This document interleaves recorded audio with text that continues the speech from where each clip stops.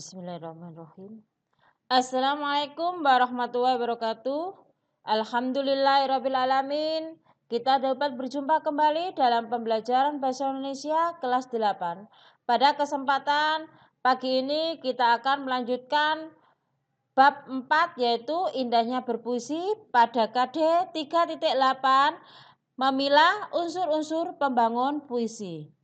Di dalam memilah unsur-unsur pembangun puisi ini, kita harus mengerti terlebih dahulu unsur-unsur pembangun ini dibentuk menjadi dua unsur, yaitu unsur intrinsik dan unsur ekstrinsik.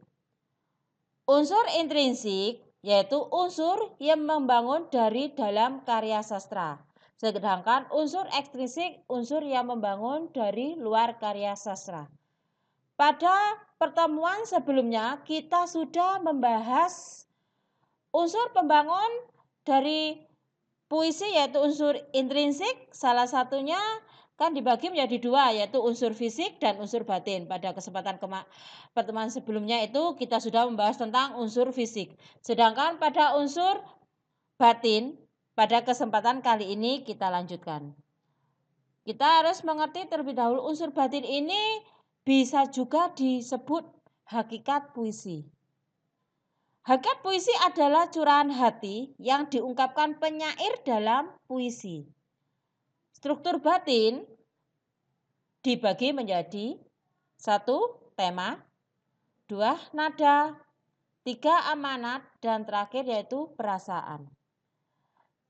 Kita akan menjelaskan satu persatu unsur-unsur pembangun batin berikut ini. 1. Tema. Tema adalah gagasan pokok yang dikemukakan oleh penyair melalui puisi. Gagasan pokok ini menjadi pedoman utama penyair dalam mengungkapkan isi puisi. Tema yang terdapat dalam puisi bisa juga yaitu tema ketuhanan, kemanusiaan, perjuangan, kesedihan, pendidikan, cinta, perpisahan, maupun politik. Selanjutnya yaitu 2. Perasaan. Perasaan penyair yang menjiwai isi puisi. Perasaan penyair ini akan muncul saat menghadapi sesuatu. Perasaan penyair dapat diungkapkan melalui puisi ya.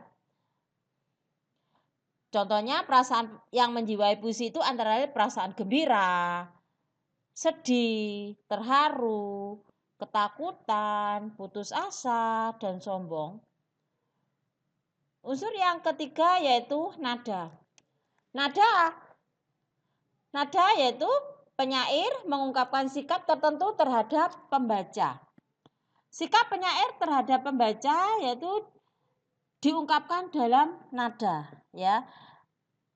Penyair mempunyai sikap tertentu terhadap pembaca, sikap penyair terhadap pembaca diungkapkan melalui nada. Sehingga tercipta suasana puisi.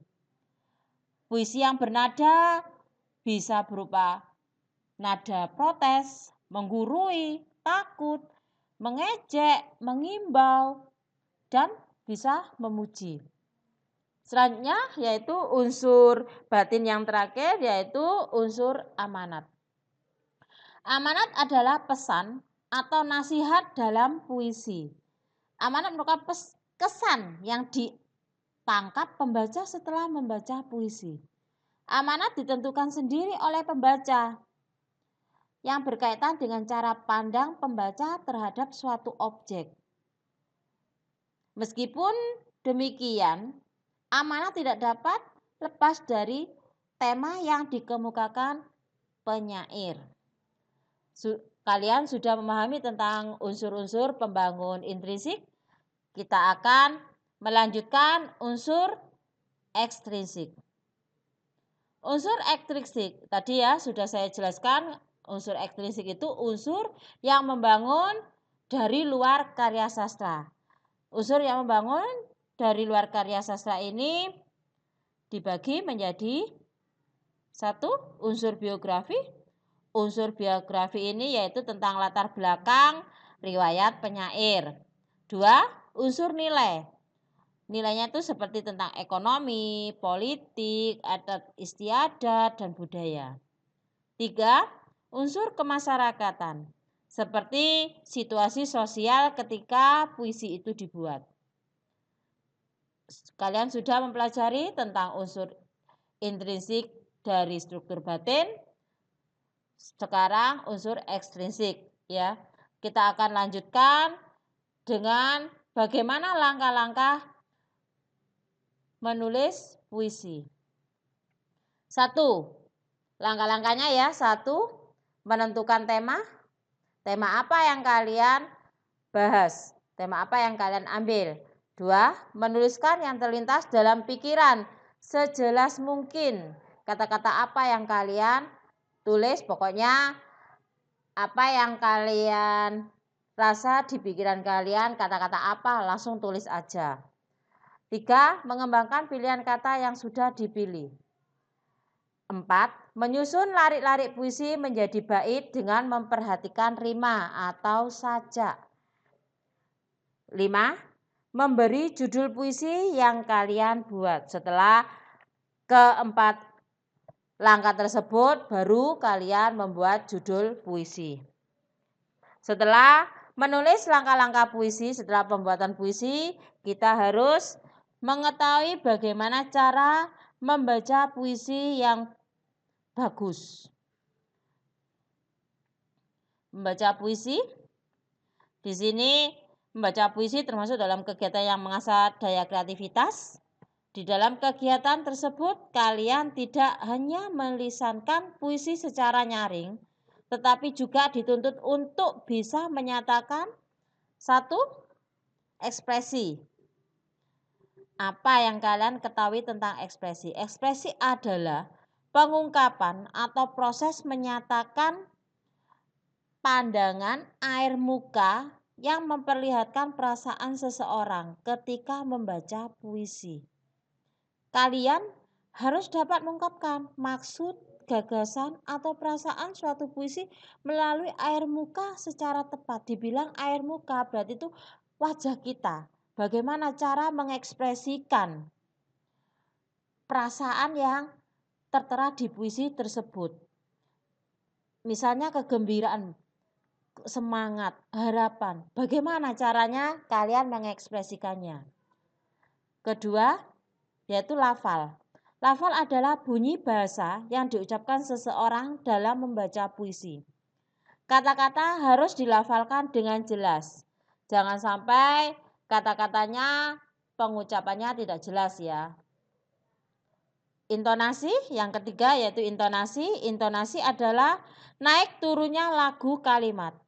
Perbedaan intonasi menyebabkan perbedaan maksud suatu kalimat. Intonasi dapat dibedakan menjadi 4, yaitu intonasi berita, intonasi tanya, intonasi berita, intonasi perintah, dan intonasi seru. Yang terakhir yaitu tekanan.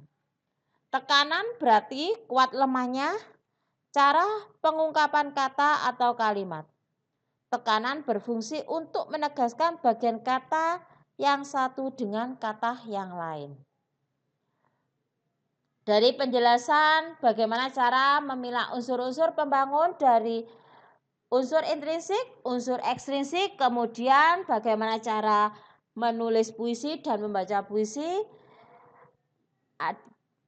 mungkin kalian sudah memahaminya ya dari penjelasan tersebut. Demikian yang dapat saya sampaikan, kurang lebihnya saya mohon maaf yang sebesar-besarnya. Kita akan melanjutkan pembelajaran bab yang lain pada kesempatan yang lain. Terima kasih. Assalamualaikum warahmatullahi wabarakatuh.